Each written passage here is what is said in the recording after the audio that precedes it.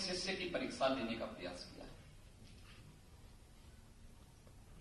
उसने अपने शिष्य से कहा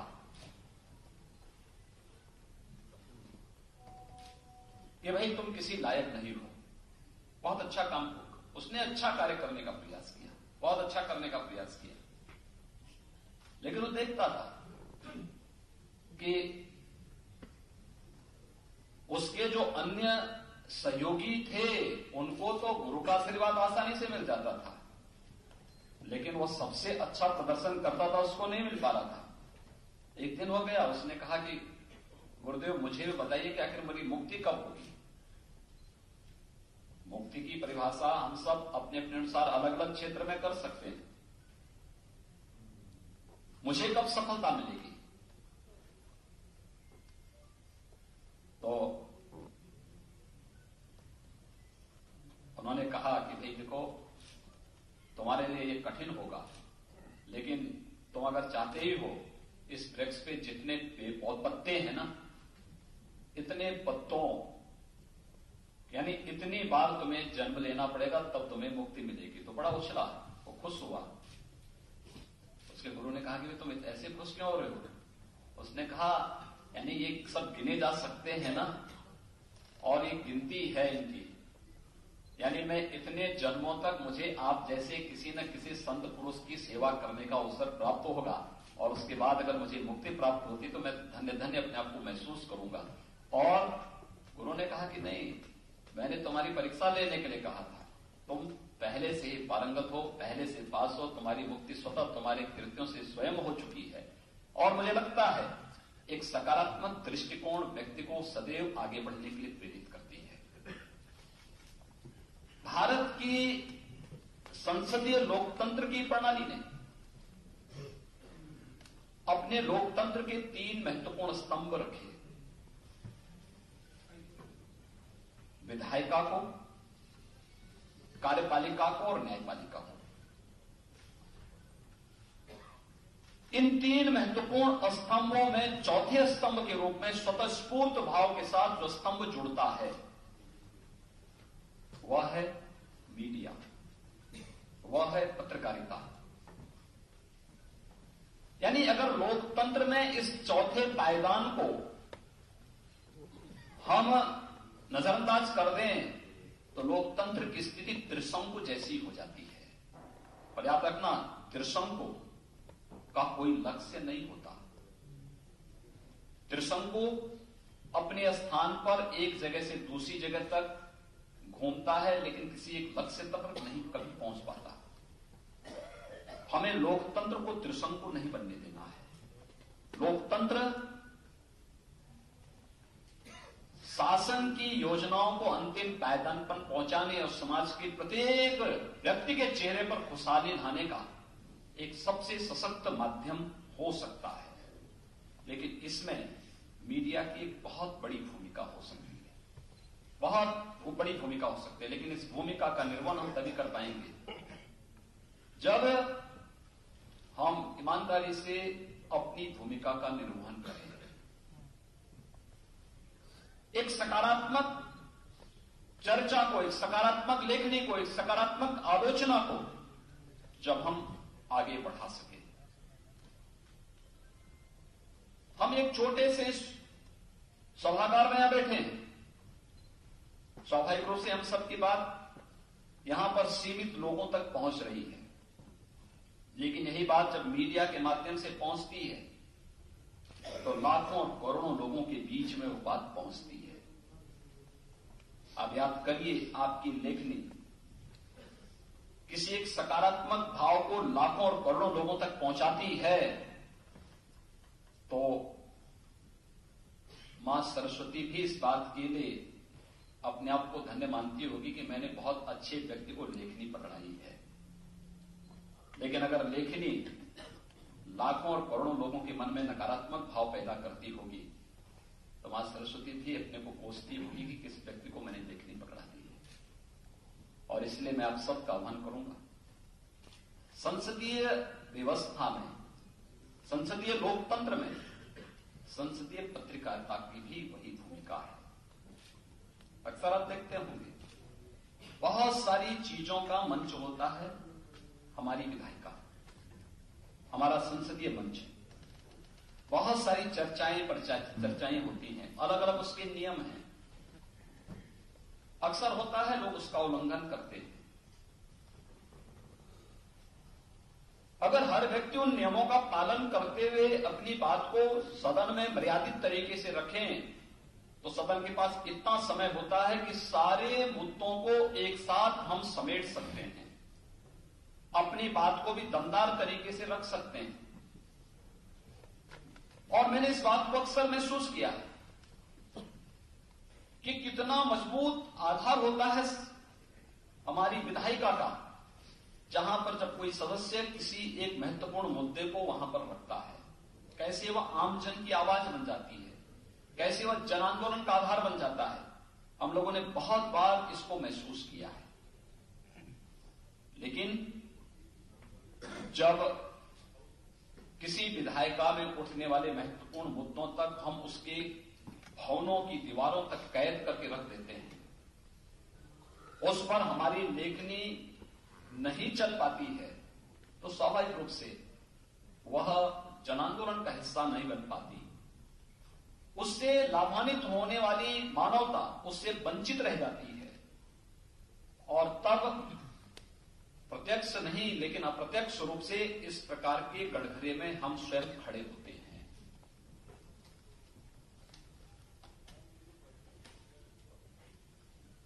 अच्छी लेखनी के माध्यम से हम सकारात्मक चर्चा को आगे बढ़ा सकते हैं। मैं आपको एक उदाहरण दूंगा। मार्च 2017 में हम लोग यहां पर उत्तर प्रदेश में आए थे, सत्ता हम लोगों ने संभाली थी। बेसिक शिक्षा के विद्यालयों की स्थिति अत्यंत खराब थी।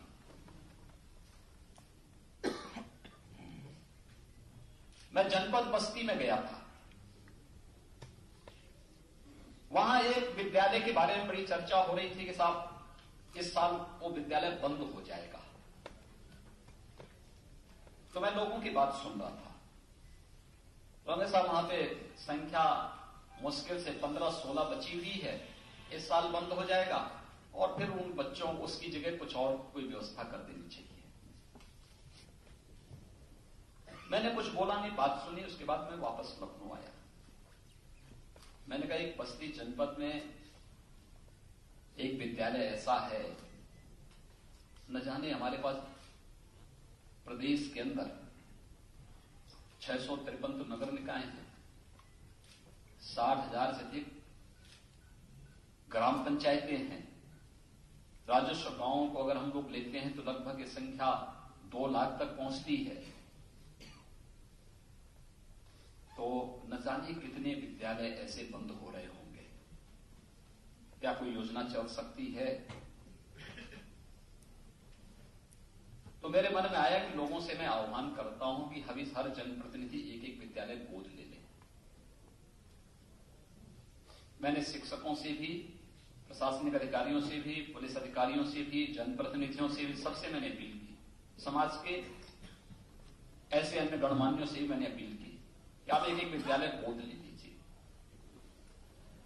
और गोद लेकर के फिर मैंने वहां के जिलाधिकारी से कहा, मैंने कहा भी फलानी विद्यालय के बारे में चर्चा आई थी कि वो विद्यालय बंद होने जा रहा है और आपके सामने भी चर्चा हुई थी, लेकिन अब मैं कह रहा हूं कि उस विद्यालय को गोद लेकर के उसको ठीक ढंग से चलवाने की व्यवस्था एक बार थोड़ा करवाइए।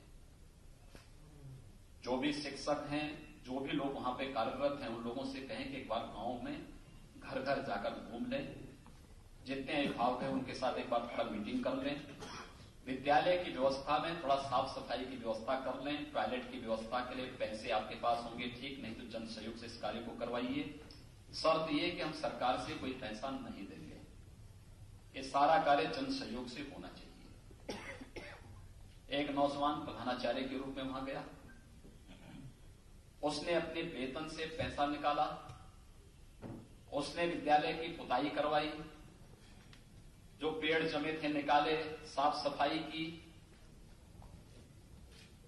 ये कार्यक्रम आगे उसने इस विद्यालय में प्रारंभ किया। हमने स्कूल चलो अभियान की घोषणा की पूरे प्रदेश में स्कूल चलो अभियान चलेगा, कार्यक्रम चलेगा, घर घर से हम ऐसे बच्चों को लेके आएंगे और 1 वर्ष में ही वह संख्या बढ़कर के 100 का आंकड़ा पार कर गई। बच्चों की संख्या वहां बढ़ी। मैंने देखा कि एक दिन मैं अचानक कार्यालय से गया था, शाम को आवास में बैठ करके मैं एक चैनल देख रहा था, तो रचनात्मक स्टोरी वहां पर चल रही थी एक। तो मैंने अचानक देखा, मैंने कहा ये तो वही विद्यालय है जिसके बारे में चर्चा, उसकी चर्चा हो रही है। उसमें देखा पूरे लगभग पौन घंटे की डॉक्यूमेंट्री उस विद्यालय में बनाया था एक चैनल ने। मैं उसको देखने लग गया और आज उस विद्यालय में 350 से अधिक बच्चे हैं। उस विद्यालय को राष्ट्रपति का पुरस्कार इस साल का प्राप्त हुआ है और उस विद्यालय में उस विद्यालय की फ्लोरिंग, उस विद्यालय में स्मार्ट क्लास, उस विद्यालय के जितने कार्य हुए सब जन सहयोग से हुए हैं। और केवल वही विद्यालय नहीं, एक स्टोरी चली, हर जनप्रतिनिधि ने, हर प्रशासनिक अधिकारी ने, हर गणमान्यों ने विद्यालय लिए हैं और अब तक हमारे लगभग 91,000 विद्यालय पूरे प्रदेश के अंदर कायाकल्प योजना के अंतर्गत किसी न किसी रूप में सुंदरीकरण की ओर आगे बढ़े हैं। एक स्टोरी, एक चैनल चलाता है, सक्सेसफुल स्टोरी, कैसे आम नागरिक को प्रेरित कर देता है कि हमें भी कुछ करना चाहिए। मुझे लगता है कि उन 91,000 विद्यालयों में पढ़ने वाले प्रदेश के लाखों बच्चों के जीवन में कुछ तो परिवर्तन देखने को मिल रहा होगा। जिन बच्चों के जीवन में परिवर्तन हो रहा है, किसी एक परिवार या किसी एक जाति की नहीं, इस देश की धरोहर है। इस देश की उस धरोहर के जीवन में आने वाली खुशहाली इस देश की खुशहाली है, इस प्रदेश की खुशहाली है। कैसे पत्रकारिता, एक रचनात्मक पत्रकारिता उनके जीवन में खुशहाली ला सकती है, एक बहुत बड़ा आधार यह बनता है। और उस सकारात्मक चर्चा के कारण आज लोगों के मन में एक होड़ है, हम भी कुछ करेंगे, हम भी कुछ करेंगे। और अलग अलग क्षेत्र में ये जो परिवर्तन देखने को मिल रहा होगा। दूसरा परिवर्तन मैंने देखा, आज प्रयागराज का कुंभ चल रहा है।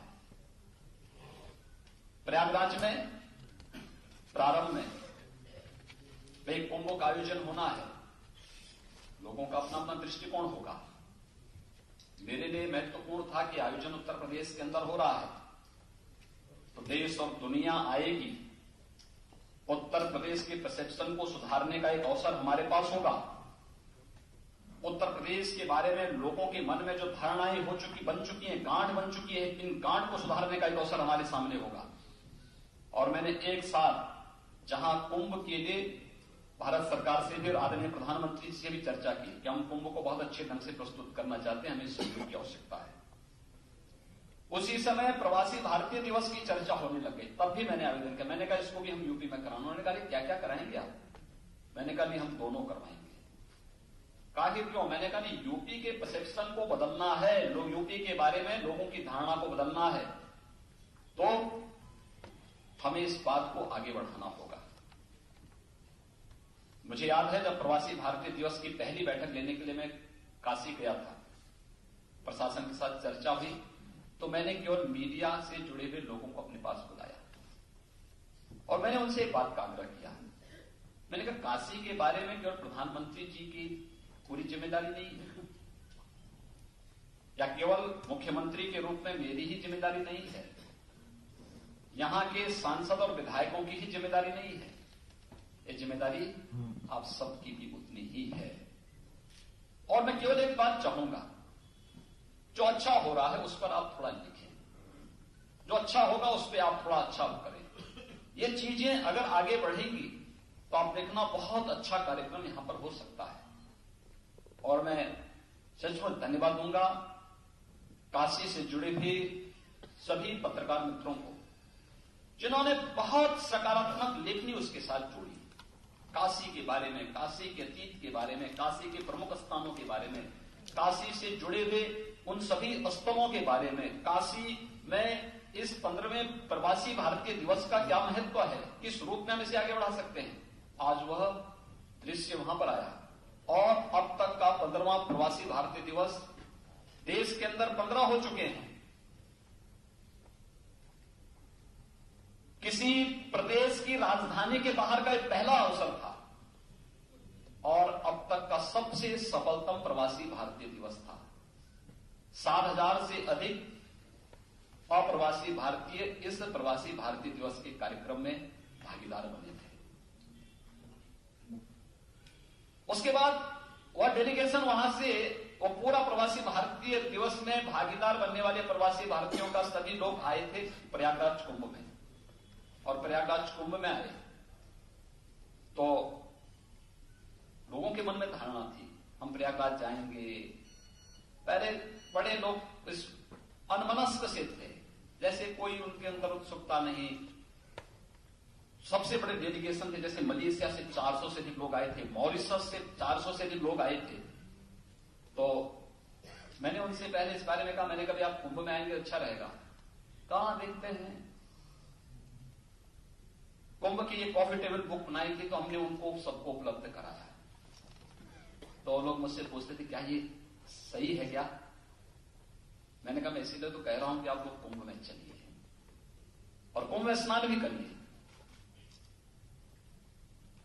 तो मैं स्वयं संकोच कर रहा था इस बात को लेकर के, क्योंकि 2013 में कुंभ में मॉरिशस के प्रधानमंत्री आए थे, संगम में गए थे, गंदगी देख करके स्नान की बात तो दूर आचमन भी नहीं कर पाए थे और वैसे लौट करके चले गए थे।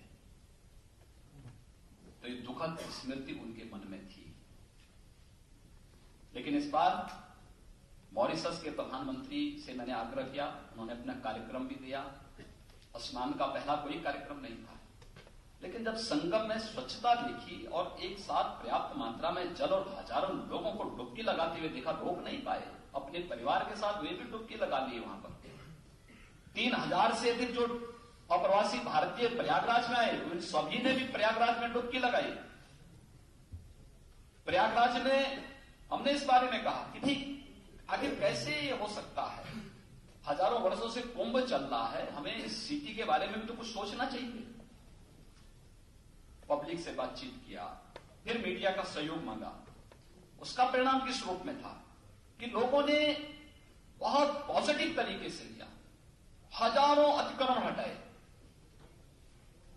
जनप्रतिनिधियों ने विरोध किया। एक बार जब मैं गया तो कोई नहीं मुझसे मिलने के लिए आया। मैंने अपील की, मैंने कहा भी किसी निर्दोष को हटाया गया तो वे लोग आएंगे, हम उन्हें कंपनसेशन देंगे। 3 लोग आए थे, हमने उसको तत्काल कंपनसेशन भी दिलाया और आज वही लोग कहते साहब बहुत अच्छा हो गया। थीम पेंटिंग के माध्यम से भारतीय परंपरा को किस रूप में उकेरा जा सकता है, एक परिवर्तन, और मीडिया ने जो उसमें सकारात्मक लेखनी चलाई, कैसे व्यापक परिवर्तन हो सकता है, कैसे व्यापक हम संदेश दे सकते हैं, कैसे आम जन के जीवन में व्यापक परिवर्तन ला सकते हैं। कल तक के आंकड़े हैं कुंभ के, ये कुंभ में 15 जनवरी से लेकर कल तक 7.5 करोड़ लोगों ने संगम में स्नान किया है और आज ये संख्या 3 करोड़ से ऊपर पहुंचने जा रही है। पूरा संगम 3 दिन से भरा पड़ा है। ये व्यापक परिवर्तन हम लोग कैसे दे सकते हैं। और मैं इस बात को मानता हूं, कुंभ का आयोजन उत्तर प्रदेश को टूरिज्म में नंबर 1 पर पहुंचाने की दिशा में उठाया गया एक बहुत बड़ा कदम है। और उत्तर प्रदेश जब 4 मार्च को कुंभ का आयोजन सफलतापूर्वक संपन्न होगा, हम कह सकते हैं कि देश के अंदर उत्तर प्रदेश पर्यटन के क्षेत्र में भी नंबर 1 पर आ गया है। फिर ये पीछे नहीं जाएगा, ये आगे ही बढ़ता जाएगा। टूरिज्म हमारे लिए केवल एक शब्द नहीं, उत्तर प्रदेश के परसेप्शन को बदलने, उत्तर प्रदेश के नौजवानों को रोजगार के साथ जोड़ने और उत्तर प्रदेश के विकास को एक नए आयाम तक पहुंचाने का एक महत्वपूर्ण माध्यम भी है। लेकिन इसमें पत्रकारिता की बड़ी भूमिका रही है और वही कार्य हम इस अभियान को आगे बढ़ा सकते हैं। मुझे लगता है कि उत्तर प्रदेश विधानसभा की कार्रवाई के आप सब साक्षी हैं। विगत 5 साल, 10 साल, 15 साल, 20 साल, 25 साल, 30 साल से आपने बहुत नजदीक से देखा होगा। लगातार नीचे आने के बाद पिछले 1.5 साल के 2 साल के अंदर फिर उसको ऊपर चढ़ते हुए भी आप देख रहे होंगे। जो माननीय अध्यक्ष जी ने कहा कि हर एक पक्ष का शुक्ल और कृष्ण दोनों पक्ष होते हैं, और मुझे लगता है कृष्ण पक्ष से शुक्ल पक्ष की ओर बढ़ती हुई उत्तर प्रदेश विधानसभा की कार्रवाई, उसका एक उदाहरण आप सबके सामने है। उस रचनात्मकता के लिए आपका रचनात्मक सहयोग, आपकी सकारात्मक लेखनी के माध्यम से बहुत कुछ संदेश दे सकता है। और मुझे विश्वास है कि आपकी जो बड़ी भूमिका है वो शब्दों में व्यक्त करना कठिन है, क्योंकि बुद्ध से जब पूछा गया था एक बार कि सत्य क्या है, उन्होंने कहा जिसे शब्दों में व्यक्त नहीं किया जा सकता हो। और मैं आपसे फिर यही कहूंगा कि आपकी सकारात्मक लेखनी संसदीय लोकतंत्र को एक नई दिशा दे सकती है, इसे आम जन के विश्वास का प्रतीक बना सकती है, जन जन की आकांक्षाओं का प्रतीक बना सकती है, शासन की योजनाओं को उन तक पहुंचाने का एक सशक्त माध्यम बन सकती है। और इसके लिए आज जो एक कार्यशाला यहां पर माननीय अध्यक्ष जी ने आयोजित की है, मैं इसके लिए उन्हें एक बार पुनः हृदय से साधुवाद देता हूं। आप सभी सुधीजनों को हृदय से आपका अभिनंदन करता हूं और विश्वास करता हूं कि उत्तर प्रदेश विधानसभा की सकारात्मक कार्रवाई को उसी सकारात्मक दिशा में आगे बढ़ाने, नकारात्मकता के लिए कोई जगह न हो। मुझे लगता है कि वह अपने आप में व्यापक संदेश होता है, व्यापक संदेश अपने आप में होता है। यह उस दिशा में बढ़ाया जाने वाला एक महत्वपूर्ण कदम होगा।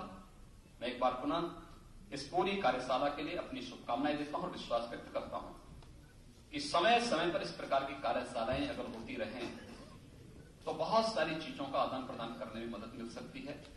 इस पूरे कार्यक्रम के प्रति मेरी शुभकामनाएं। धन्यवाद। जय हिंद।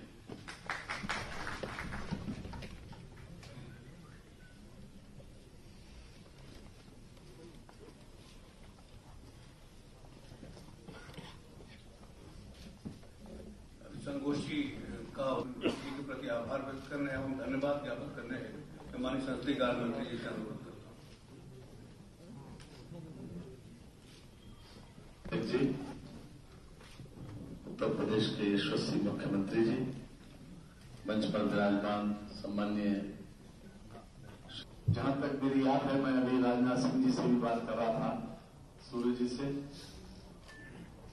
इस प्रकार का कोई कार्यक्रम जो संसदीय पत्रकारिता पर विशेष रोशनी डाले, समझता हूं कि ये आने वाले समय के लिए, खासतौर से पत्रकारिता जगत के लिए भी, संसदीय लोकतंत्र के लिए भी एक बहुत ही उपयोगी होगा। और इससे केवल एक ही बात कहना चाहता हूं कि